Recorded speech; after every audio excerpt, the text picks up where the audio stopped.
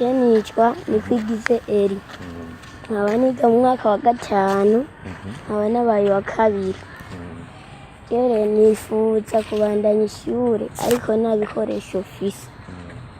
Nashaka muze muri benshi muri icyo giteramo cyateguwe, kiraje n'abandi bana batishoboye turonke ibikoresho.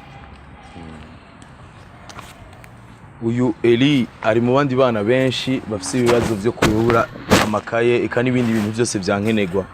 Hari igiteramo cyateguwe, akaba ari igiteramo cyateguwe citiriwe campagne Korako.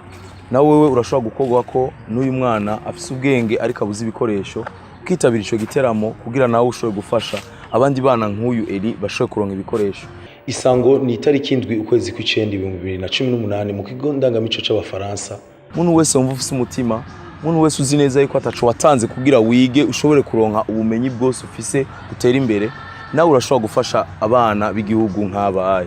Karibu rero cyane mwese, ugwaruka gwagiye hamwe gwikora ku mpano z'urundi gwaruka kugira ico giteramo kizoba ari ciza. Wewe uje uzoba uhereje akanya umwana mutoyi kwiga nawe agira ubuzima nk'ubwo waronse. Murahawe ikaze mwese.